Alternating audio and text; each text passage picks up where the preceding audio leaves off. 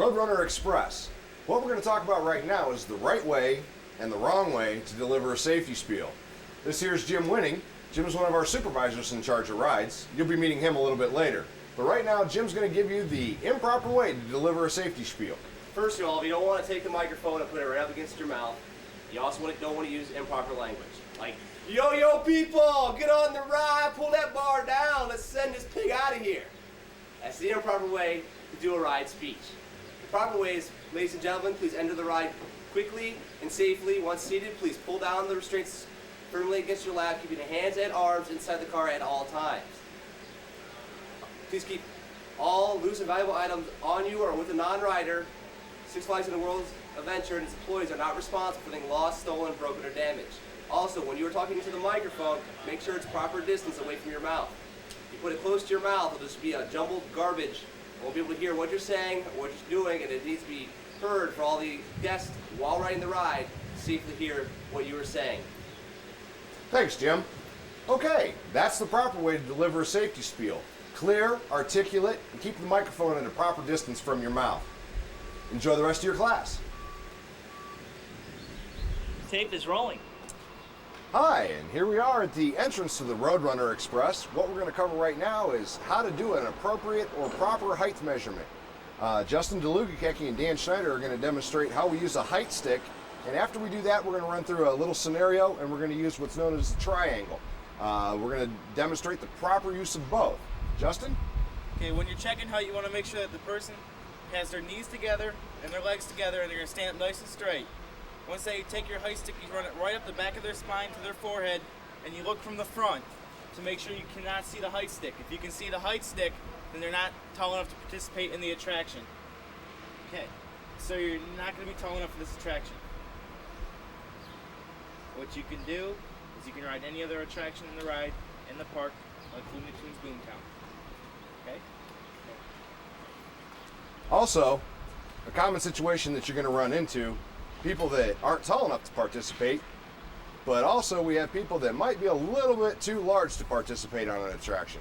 Following is an example of such a situation and how you should handle it with tact. Okay, sir, hold on right here.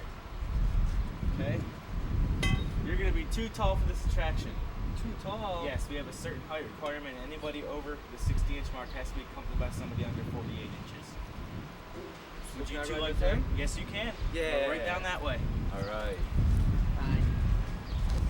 Thanks, guys. Again, that's the appropriate way to speak to someone. Try and work out their problem for them, and don't try to make them feel like they're different than everybody else. Thanks, and enjoy the rest of your class. We're rolling. Hi, here we are in the back of the hay baler, one of our attractions over in Western Village on the Wild Ride side. What we're going to go through right now is the pass system. Pull, aim, squeeze, and sweep. This is what we do when we encounter a fire in the park. Right now I have a couple of supervisors, Wendy and Helen, and of course Doug, who are going to help us out. What do you do when you come in contact with a fire? Oh, I'm sorry. We need you to use your imaginations. Right here is a roaring fire. Ellen, watch out, there's a fire! I'll go call 3333. I'll get the fire extinguisher. Stop, drop, and roll.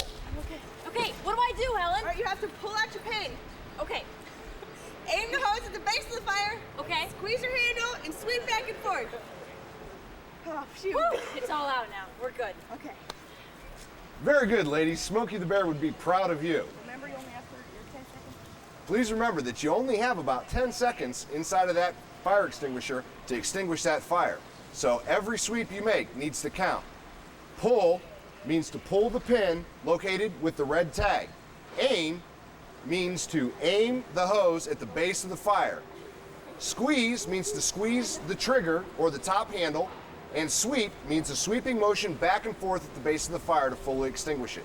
Thanks for your attention and enjoy the rest of your class.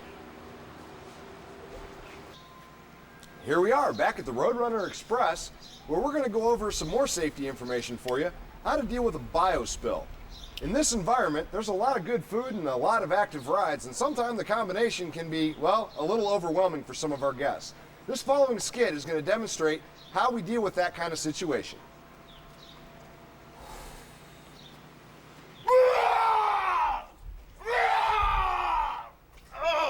many corn dogs. Sir, are you okay? Are you okay, sir? Yeah. Do you need first aid? No, just where's the bathroom? It's just right up that way to your right. Sorry. It's okay. Rob, can you come over here and help me clean this up? Oh, make sure you stay out of the way. You gotta keep this area clear. Stay out of the way. Watch out, sir. Watch out, sir. Sorry. Okay, now, first thing he did is he put his gloves on. You gotta make sure you always have gloves on to protect your hands. He's spraying a chemical that we call Terminator. It kills all the germs. What he's gonna do after that is he has a bucket of water. He's just gonna basically splash it on there to get rid of everything.